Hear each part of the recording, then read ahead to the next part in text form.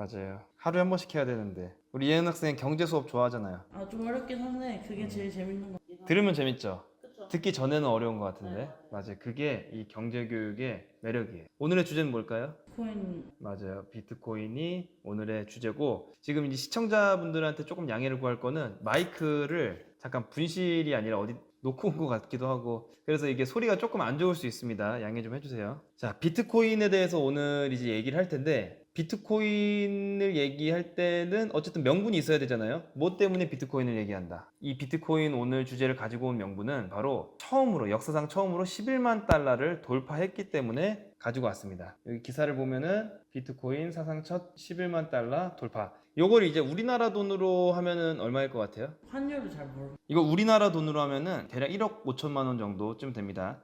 그래서 어떤 분은 이제 요 숫자를 보면서 얘기를 해요. 야, 코인 좀 미쳤다. 이거 최근에 하락하지 않았나? 근데 미쳤다라고 그냥 단순히 얘기하기에는 이건 세계관을 흔드는 그런 사건입니다. 이 11만 달러가 넘었다는 것 자체가. 그래서 오늘의 영상은 그냥 단순한 코인 얘기는 아니에요. 그래서 시작은 돈이라는 게 도대체 뭐냐라는 것부터 시작이 됩니다. 자, 그러면은 비트코인이라는 거는 도대체 왜 가치가 있는 걸까요? 단순한 그냥 컴퓨터상의 숫자 아닌가? 도대체 왜 이렇게 가격이 오르고 가치가 있는 걸까? 왜 그럴까요? 그러면은 좀 질문이 어려우니까 조금 다른 질문으로, 돈이란 거는 뭘까요? 돈이 되는 조건. 돈이 되는 조건은 뭘까요? 가치가 인정되는 게. 가치가 그러면은 인정을 받을 수 있는 거는 어떻게 해야지 가치를 인정을 받을 수 있어요? 제가 필요한 거를 어떤 가치를 인정받은 무언가를 사거나 거래를 할 수 있어요. 그 얘기를 이제 줄여서 얘기하면은 신뢰입니다. 상호 간에 신뢰가 있어야 돼요. 내가 이 만약에 빚을 사려고 한다. 그러면은 이 빚을 사기 위해서 돈을 주는데, 이게 동전의 형태건 지폐의 형태건 컴퓨터의 숫자건 아니 뭐가 됐던 간에 신뢰만 있으면 돼요. 아, 요거는 이것만큼의 가치가 있어라는 상호 간의 신뢰. 그래서 지금 우리가 가지고 있다라고 보통 얘기하는 현금, 요것도 사실은 숫자입니다. 그래서 이거를 만약에 우리나라 사람들 뿐만 아니라 세계 사람들 전부가 통장에 모든 돈을 다 뺀다고 쳐봐요.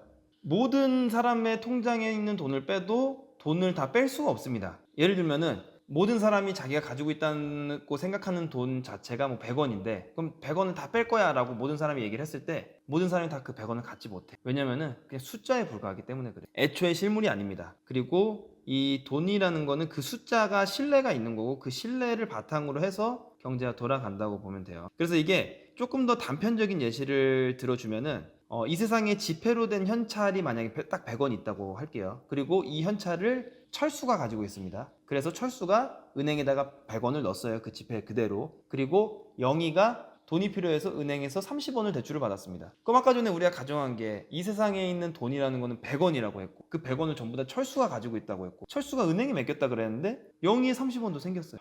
영희가 대출을 받아서 30원, 이거는 30원 대출 받겠다고 했지만 없는 거, 이게 아니라 실제로 30원을 받았죠. 그럼 세상의 돈은 130원이 되는 겁니다. 그러면은 이거는 그냥 단순한 숫자에 불과하죠. 이거 역시도. 하지만 우리끼리의 신뢰가 있기 때문에 그건 돈이다 라고 이제 해석을 해주는 거죠. 꽤나 철학적이네요. 철학적인 것보다는 이게 자본주의의 핵심이에요.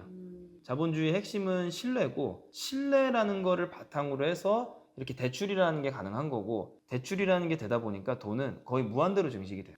근데 이제 비트코인은 아직 돈으로 쓰기에는 조금 뭐 다르다고 볼 수 있어요.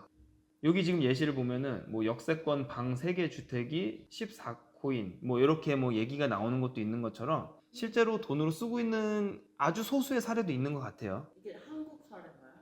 한국 사례로 알고 있어요. 아, 이거 기사를 눌러보진 않아서 제목만 보면 안 되는데, 원래 기사. 근데 역세권이라는 말 자체를 아, 그렇죠. 한국에서 주로 쓰니까 한국이겠죠. 이거는 제가 봤을 때는 약간 이런 느낌 같아요. 건설사가 이제 하도 집이 안 팔리니까 뭐 여러 가지를 이제 방법을 시도를 하는데, 좀 참신하게 가보자. 뭐 꼭 돈으로 받아야 되냐, 코인으로 받으면 되지, 뭐 이런 식으로 해서 한 게 아닌가, 뭐 제 생각인 거고. 아무튼 뭐 이거는 아직까지는 돈으로 쓸 수가 없어요. 그럼 왜 아직 쓸 수가 없냐? 그거 어떻게 생각하세요? 아까 말씀하셨다시피 비트코인이 아직 신뢰가 없다. 왜 아직 신뢰가 없어? 신뢰가 어느 정도 그게 생기니까 막 사람들이 투자하는 거 아니에요? 좀 맞는 말. 그건 왜 그러냐면은 안정성이 없어요. 변동폭이 너무 커요. 예를 들면은 핸드폰이 만약 1비트코인이라고 했을 때, 오늘은 1비트코인인데 내일 되면 1.2비트코인이고 또 하루 지나면 0.8비트코인이고, 이거는 돈이라는 건 안정성도 되게 중요하거든요. 그게 이제 신뢰를 바탕으로 하는 거고 그게 또 신뢰를 유지시켜 주는 거기도 해요. 근데 지금은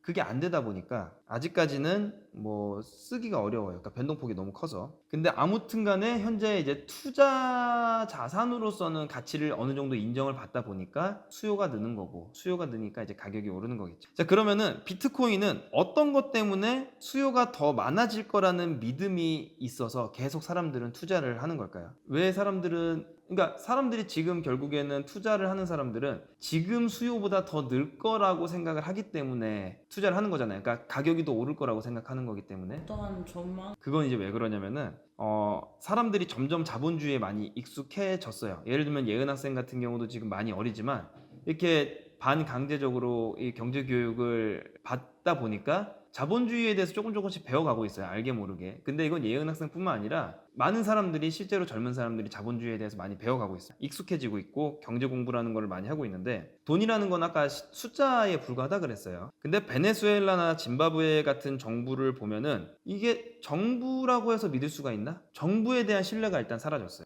그런 하이퍼 인플레이션을 겪고 나서 정부가 한다고 해서 이게 안전한 게 아니구나, 신뢰가 사라지고, 그러면은 그냥 일반 기업을 보면은 보통 우리가 금융권의 기업은 대표적인 데가 은행인데, 은행 같은 경우도 2008년도에 리먼 브라더스 사태 알아요? 그때 서브프라임 모기지는 혹시 뭔지 알아요? 서브프라임 모기지론? 그건 이제 설명하기가 좀 복잡하니까 나중에 설명하고, 아무튼 엄청나게 큰 세계적인 투자은행이 부도가 난 거예요. 파산이 난 거예요. 쉽게 얘기해서. 그러다 보니까 기업 하나가 무너졌을 뿐인데 전 세계가 다 어려워져서, 전 세계가 다 어려워지고, 그래서 그때 2008년도에도 엄청나게 미국을 중심으로 해가지고 금융위기가 왔었습니다. 그러니까 그런 일반적인 그런 은행도 믿을 수가 없어. 그럼 정부도 못 믿고 은행도 못 믿고 그렇게 된 거다 보니까 사람들은 또 어느 곳에 믿을 만한 곳이 또 필요해요. 그래서 오직 알고리즘으로만 돌아가는 화폐, 세계에서 딱 2100만 개만 생산을 할 수 있다라는, 이게 예를 들면은 짐바브웨나 베네수엘라가 신뢰를 못 얻은 거는 돈을 계속 찍어내기 때문에 그래요. 복지를 하겠다고 돈을 계속 찍어낸 거예요. 그러다 보니까 돈이 가치가 없어진 건데, 비트코인은 정해져 있어요. 세계에서 2100만 개. 금이 왜 가치가 있냐? 금은 정해져 있어요. 세계 매장량이 딱 정해져 있습니다. 이걸 가지고 나누고 뭐 이렇게 누가 더 많이 갔냐 이렇게 되는 거기 때문에, 금이라는 게 어떤 더 확장이 안 되니까, 인플레이션이 없다라는 거에 대한 이 믿음 때문에 금이 좀 사람들이 좋아하는 건데, 비트코인이 딱 디지털 금이에요. 중앙은행이 마음대로 찍어내고 싶어도 찍어낼 수가 없습니다. 이런 거에 대한 열망이 있던 와중에 마침 이렇게 비트코인이 나왔고, 그게 이제 처음에는 주목을 못 받았고, 왜냐면은 뭐 이 세상이라는 걸 원래 홍보를 해야 되는데 그 당시엔 비트코인 있는지 없는지도 사람들이 모르니까. 근데 이게 있어? 나 한번 투자해볼까? 하면서 수요가 점점 늘고 하다 보니까 지금 이렇게까지 온 거죠. 비트코인이 나온 게 꽤 오래됐어요. 10년이 넘었는데 지금 계속 초반에는 요 정도 선에서 유지가 되고 있었어요. 그러다가 이제 코로나가 터지기 전에 좀 올랐다가, 코로나 때 이제 좀 줄어들었다가 이제 엄청나게 올랐다가, 요런 이제 곡선을 보여주고 있는 건데, 자, 그러면은 왜 지금 시점에서 이렇게까지 올랐어요? 예를 들면은 그렇게 지금 얘기한 것들은 주로 비트코인이 왜 투자 자산으로서 이 투자자들한테 주목을 받고 있냐, 그래서 왜 결국에는 가격이 올랐냐라는 걸 설명을 하는 건데, 그게 왜 이전에 이렇게 오른 게 아니라 지금 시점에서 이렇게 올랐어요. 시기적으로 왜 감을 전혀 못 잡겠죠. 근데 이게 실체가 어떤 누구가 비트코인이라는 거를요. 비트코인은 뭐 이름이 뭐였더라? 나카무라인가? 아무튼 뭐 있어요. 근데 그 사람이 누군지를 몰라요. 그러니까 이게 기업이 기업이 만든 것도 아니고 사람이 만든 것도 아니고 누가 만들었는지 몰라요. 예를 들면은 만든 사람 이름은 그러니까 제작자가 문예은이라고 돼 있는데, 이 문예은이 사람인지 기업인지 정부인지, 사람이라면 누군지 아무것도 몰라요. 그냥 만든 사람 문예은 이렇게 적혀 있는 거예요. 근데 그 이름이 약간 일본인 이름 같기도 하고 미국인 이름 같기도 하고 둘을 섞어 놓은 듯한 그런 이름으로 돼 있어요. 그 제작자 이름이 기억은 안 나지만, 근데 그게 어떻게 돈으로 인정을? 아까 전에 얘기한 신뢰. 이거는 될 거야 라고 모든 사람이 동시에 가지고 있는 신뢰 때문에. 좀 이해가 안 돼서, 예를 들면 주식이면 기업에서 호재가 있으면 막 오르고, 얘는 그 알고리즘으로 사람들이 정해져 있는 수량만 구매를 할 수 있다고 했는데, 이게 어떻게 돈이 되는지 잘 그거는 사람들이 예를 들면은 금 같은 경우 가지고 싶죠. 근데 금은 비싸죠. 내가 어느 시점에 들어가도 항상 비싸게 느낍니다. 그건 무조건 비싸다고 느끼는데 뭔가 그러면은 사람들은 대체할 거를 찾을 거 아니에요. 그러다 보니까 비트코인이라는 게 금처럼 수량도 제한적이고 근데 그게 아까 전에 얘기한 것처럼 사람들한테 주목을 받기 시작하니까 주목을 받는 거예요. 그러니까 얘 자체가 뭔가 대단한 기능을 하기 때문에 주목을 받는 게 아니라 주목을 받기 때문에 주목을 받는 거고 그 주목을 받기 전까지는 계속 가격이 안 올랐던 거죠. 지금 그때는 0원이라. 0원은 아니고 뭐 10원, 100원. 그래서 뭐 옛날 기사를 보면은 피자 한 판에 뭐 10비트코인 이렇게. 지금으로 치면 15억. 말이 안 되네. 그럼 그때 15개만 사. 그쵸. 그때 뭐 한 100개 뭐 100원짜리 100개 해봤자 만 원인데. 아무튼 뭐 그런 논리예요. 이게 얘기한 것처럼 주목을 받아서 주목을 받는 거지 이 자체가 현재로서 뭔가 기능은 없어요. 근데 그거는 모든 게 다 마찬가지예요. 돈이라는 게 처음 발명됐을 때도 마찬가지였고 근데 아무튼 그게 요즘에 이렇게 오른 이유는 우선은 2024년도 1월 10일 날에 미국 증권거래위원회에서 비트코인의 ETF 상장을 승인을 했습니다. ETF가 대충 뭔지는 알죠? 그거에 대한 상장을 승인한 거고 이제는 쉽게 얘기해서 나스닥에서 거래가 되는 거예요. 진짜로 인정을 받. 인정을 이제 미국이 약간 이 마크를 한번 찍어준 거죠. 얘는 그래도 좀 안전한 편이야 이런 느낌으로.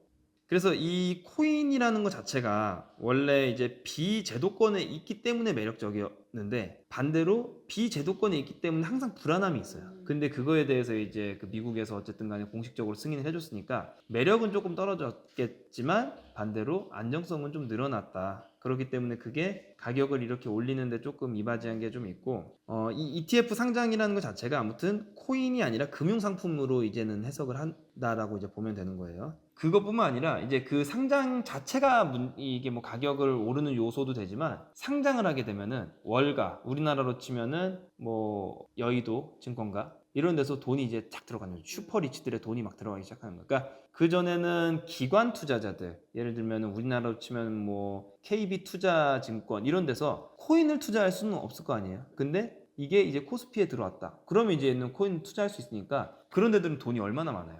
그러니까 그런 데서 이제 들어갈 수 있는 거고 미국 월가는 더 크겠죠. 미국 월가에서 슈퍼 돈들이 들어오니까 가격이 쫙 뛰는 거죠. 이제 그것뿐만 아니라 미국 금리가 인하가 될 거다라는 기대감이 좀 커졌어요. 그래서 금리가 실제로도 떨어졌고 또 금리가 더 떨어진다라는 뜻은 돈이 더 풀린다라는 거를 얘기를 하는 거고 그렇다는 거는 인플레이션이 더 생길 수도 있다라는 거고 그게 가치가 반영이 된 겁니다. 그러니까 금 가격이 어쨌든 간에 금이라는 거는 가치는 똑같은데 가격이 계속 오르는 거는 가치 때문이라 그랬잖아요. 인플레이션. 그것 때문에도 가격이 최근에 이렇게 오른 거예요. 그리고 이 인플레이션에 사람들은 아무것도 안 하면은 쉽게 얘기해서 벼락거지가 될 수 있고 나는 열심히 살았는데 눈 떠보니까 거지가 돼 있는 이거를 이제 우리나라에서 예전에 한참 부동산 막 올랐을 때 벼락거지라는 표현을 이제 많이 썼는데 그런 인플레이션을 방어하는 걸 보통 인플레이션 해지라고 표현을 하거든요. 해칭한다라는 표현을 쓰는데 우리가 그래서 보통 인플레이션에 투자한다 이런 말로도 많이 써요. 그래서 보통 인플레이션을 방어하는 해지하는 상품은 대표적인 게 이제 금, 현물 자산 또는 부동산도 대표적인 인플레이션 방어 자산입니다.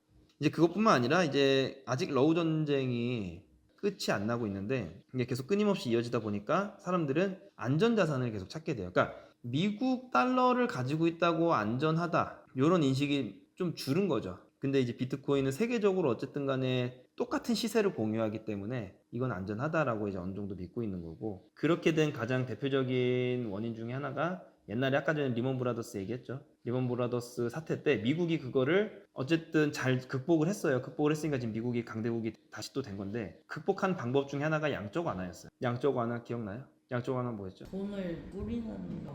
뿌린다기보다는 돈을 이제 찍어내는 거. 그게 이제 유동성을 증가시킨다. 이제 고급 용어로. 그게 이제 양적 완화인데 양적 완화를 통해서 그 리먼 브라더스 사태를 극복을 했어요.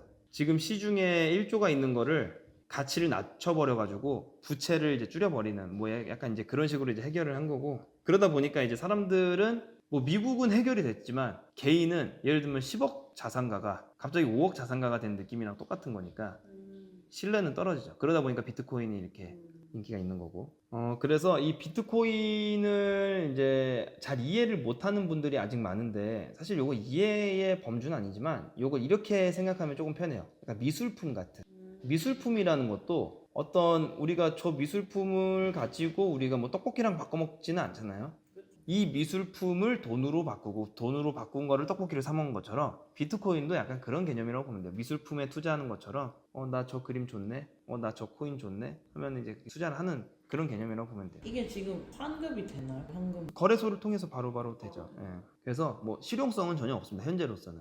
자, 그러면은 나중에는 뭐 비트코인이 소비가 되는 시장이 올 수도 있는데 뭐 어찌됐든 아직까지는 뭐 아까 얘기한 것처럼 변동폭도 크고 인프라도 아직은 부족하고 수수료도 아직은 세요. 비교적 센 편이고, 그래서 현재로서는 디지털 금의 포지션만 가지고 있습니다. 뭐 우리가 금 가지고 이렇게 직접 거래하지 않는 것처럼 얘도 이제 비슷하다고 보면 거고, 다만 이제 금보다 조금 유리한 거는 나중에 이제 누가 더 화폐로서 쓰일 수 있냐. 금은 이제 실제로 무게를 재고 막 이렇게 해야 되는데 이거는 뭐 현실적으로는 불가능한 거니까 얘는 앞으로 계속 요쪽 포지션을 갈 것 같고, 얘는 안전성만 좀 찾는다면은 나중에 진짜 화폐로도 쓰일 수가 있겠죠. 이 신뢰가 계속 된다라는 보장하에요. 근데 지금까지 이제 어쨌든 간에 오른 거에 대한 얘기만 하다 보니까 이게 비트코인 되게 좋아 보이잖아요 지금. 근데 리스크도 있어요. 뭐냐면은 코인이 비트코인만 있는 건 아니죠.